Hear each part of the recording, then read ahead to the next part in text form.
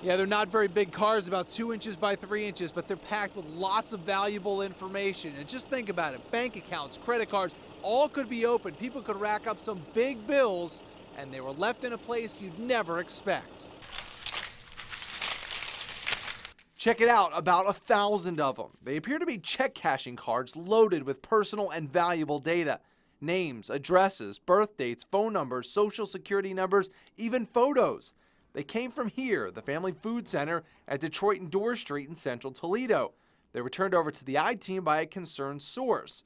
So do the people on these cards have any idea that somebody simply threw away their valuable information? We decided to knock on some doors and ask them. Would it scare you if I told you I had your birthday? Yeah. Would it worry you if I told you that I had your social security number? Is this information legit and accurate? We put it to the test and read this man his social security number. 30. That's correct. Do you have any idea how I know what your social security number is? I have no idea. Sometimes we did not find the person on the card, but we found this. That's my dad. Is that your dad? Yes. Yep. His dad's actually been in a nursing home for the last decade with no clue his valuable information sat in a dumpster. Your dad's information could have been taken by anybody.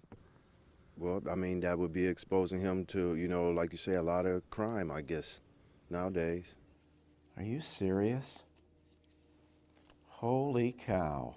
We showed these cards to the Better Business Bureau. A lot of times all you need is a name, address, and a social security number.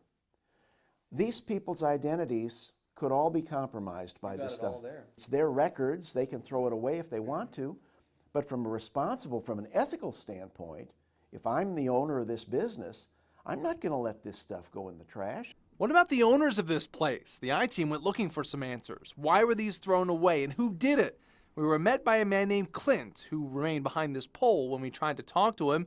Clint identified himself as a manager. Do you know anything about how these ended up in your dumpster? No.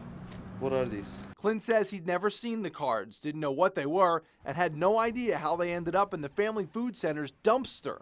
I don't know. I'm not in control of the garbage can. And this doesn't look familiar to me. Clint says the place is under new management. The person who gave us the ID said they were spotted in mid-February. Clint says his group was in the store at that time. Is there anything you want to say to the people that had these thrown in their dumpster? They should go look for whoever threw them in the dumpster.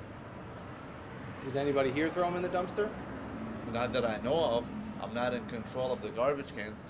And here's the topper. Throwing away all these documents is not illegal. Bad business? Yes. Bad for people's identities? Absolutely. But not something that'll get you put in jail. Well, even small businesses are sensitive to protecting the information on their customers. I would guess that less of it goes on than you might think, and that this is kind of an aberration. This is me, though. That's kind of weird, though, to throw us away. Weird and scary to the many who could have had their identities stolen.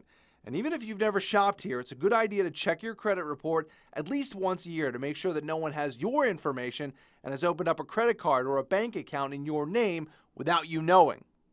So what happens to these next? Well, we brought in the professionals to properly dispose of these IDs, something that should have happened in the first place.